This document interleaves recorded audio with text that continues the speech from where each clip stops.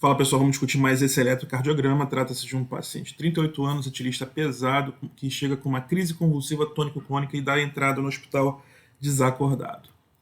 Não só esse eletro, como todos os eletros da nossa página, a gente segue o nosso roteiro de análise de eletros. Se você não fez o download, vai na nossa página que você pode fazer o download gratuitamente. www.questõesdecardiologia.ebooks.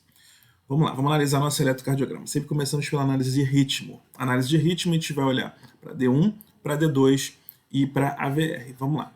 D1, eu tenho que ter a onda P positiva em D1, P positiva em D2 e negativa em AVR. Tá perfeito. Então tem essas três características da onda P. Além disso, a onda P tem que gerar QRS, está gerando, e o ritmo é irregular. Então podemos ver que esse ritmo ele é sinusal. Análise do eixo cardíaco. O eixo cardíaco normal ele fica entre 0 e 90. Então eu olho para D1 e AVF. D1 eu vejo que ele está negativo e AVF está positivo. Então ele está nesse quadrante aqui. Então, como está nesse quadrante, tem um desvio para direita. Aqui é AVR, a R de right, direita. Então tem um desvio para a direita. Então o eixo desviado para a direita. Frequência cardíaca. A gente calcula a frequência cardíaca através da distância entre dois QRS, quadradinhos ou quadradões. Se eu contar com quadradões, eu vou pegar 300 dividido pelo número de quadradões, ou então 1.500 pelo número de quadradinhos. Aqui, podemos ver que aqui eu tenho um QRS quase em cima de uma linha grossa, tem 1, 2, 3 quadradões e mais um pouquinho. 3 quadradões, 300 sobre 3 é 100, então um pouquinho menos de 100, em torno de 90, 85, então está nessa faixa aqui de frequência cardíaca. Onda P eu vejo morfologia, amplitude e duração. Aqui, melhor derivação para ver onda P, D2 e V1. Aqui parece, a onda P normal, ela tem até 2,5 por 2,5. Aqui parece ter um certo aumento de amplitude, aqui ela parece estar um pouco grandinha. Mas se você for fazer as contas, não dá, está dando 2, quase 3. A gente pode questionar um aumento de amplitude. Aqui nada que chama atenção. Aqui nada que chama atenção em V1, tá? Poderia questionar um aumento de amplitude. Quando a onda P ela aumenta a amplitude, fala a favor de aumento de cavidades direitas. Quando ela aumenta a duração, aumento de cavidades esquerdas. Intervalo PR. O intervalo PR está um pouco aumentado. Vocês conseguem ver aqui? O intervalo PR ele começa no início da onda P até o início da onda R. O normal é de 3 a 5 quadradinhos. Aqui está um pouquinho acima de 3 quadradinhos. Tá vendo? Vocês conseguem ver que o PR está aumentado? Aqui dá para ver nitidamente, tá vendo? Aqui a linha grossa, ela começa justamente no início da onda P. Está um pouco aumentado, não é muita coisa não. Então, como eu tenho PR aumentado, nós temos um BAV de primeiro grau.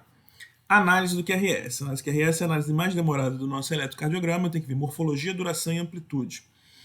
O QRS ele é ligeiramente alargado, tá vendo? Vocês observem que ele tem um certo grau de alargamento, nada muito expressivo. O QRS normal é de 0,04 a 0,12, então é de 1 a 3 quadradinhos. Tá, aqui dá para ver que está bem no limite de 3 quadradinhos, vocês conseguem ver? Além disso, em termos de morfologia, eu não espero onda R aqui em V1, eu não espero. Isso aqui pode ser secundário ou a hipertrofia ventricular direita ou a bloqueio de ramo direito. Como esse paciente já tem um desvio de eixo para a direita, eu tenho que suspeitar nesses casos de hipertrofia ventricular direita. Como gera esse entalhe aqui, esse entalhe fala muito a favor de bloqueio de ramo direito. Tá bom? Assim como esse empastamento aqui em V6 fala muito a favor de bloqueio de ramo direito. Tá? Então, do ponto de vista de amplitude, também nada que chame atenção. O QRS todinho, em todas as derivações, ele não tem uma amplitude muito grande. Então, o que chama atenção aqui nesse eletro, só para pontuar alguma coisa que eu esqueci de falar para vocês, quando eu tenho V1 e V2 positivo, eu tenho que levantar a hipótese de todas as situações. Bloqueio de ramo direito, infarto posterior, pré-excitação, como eu falei para vocês, sobrecarga ventricular direita, HVD, hipertrófica, destrocardia. Então, tudo isso deve ser pontuado nesse paciente. Mas aqui vamos ficar com PRD, tá bom? Segmento ST, nós temos que verificar se tem elevação ou infradinivelamento do segmento ST. Aqui tem um certo grau de infradinivelamento, vocês conseguem ver, que é restrito a V3 e a V4, que é secundário essa inversão da onda T que eu vou falar mais adiante. Então, nós temos um infra de V3 e V4 que a gente só vai guardar essa informação. Intervalo QT normal é de 3 a 5 quadradinhos. Observe que o intervalo QT ele parece prolongado, realmente ele está bem prolongado, tá? Aqui ele chega, ele está bem no limite, né, na verdade. Aqui dá para ver muito bem. Dá exatamente um pouquinho mais do que 2 quadradões aqui. 10 de 10 quadradinhos que dá 400 milissegundos. Então tá normal ainda, tá normal. Vou considerar normal esse intervalo QT. E por fim a onda T. A onda T ela tá toda invertida na parede anterior, tá vendo? Só em V6 que a gente não vê essa inversão. Toda vez que eu tenho uma inversão de onda T de V1, especialmente a V4, eu tenho uma condição que a gente chama de strain de VD, que é sinal de sobrecarga de cavidades direitas, tá? Então uma onda T negativa que associada a desvio do eixo para a direita, mais esse aspecto aqui, nos levanta a hipótese de sobrecarga de cavidades direitas, tá? Que é justamente o que esse paciente apresenta. Esse paciente, quando foi investigado, foi realizado um ecocardiograma, esse paciente tinha um quadro de hipertensão pulmonar. Essa hipertensão pulmonar não tinha uma causa primária, até porque era um paciente que chegou na emergência num quadro clínico grave, né? E por conta disso, esse paciente ele seguiu depois de uma investigação de sobrecarga de cavidade direita de hipertensão pulmonar, tá? Então era um paciente que não tinha nada isquêmico, a idade dele não aponta para causas de etiologia isquêmica. Muita gente falou que isso aqui era um padrão de Wellens, realmente tem um padrão que sugere o Wellens, né?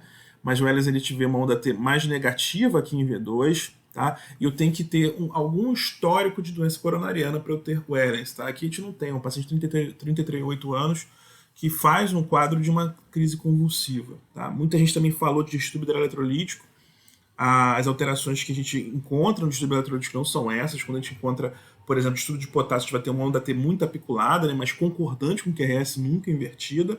Eu posso ter também alterações de intervalo QT, aqui várias vezes o intervalo QT ele parece prolongado, mas aqui fica nítido para a gente que o intervalo QT não está tão prolongado assim. Então, realmente, nesse eletro, fala mais a favor de sobrecarga de cavidades direitas. Se você gostou desse eletro, né, deixe seu comentário, né? Se você estiver vendo no YouTube, siga nosso canal, marca um joinha pra gente aí e marca também o sininho, se inscreve no canal e marca o sininho para toda vez que tiver vídeo novo você vai receber uma notificação, tá bom? Grande abraço, até o próximo vídeo.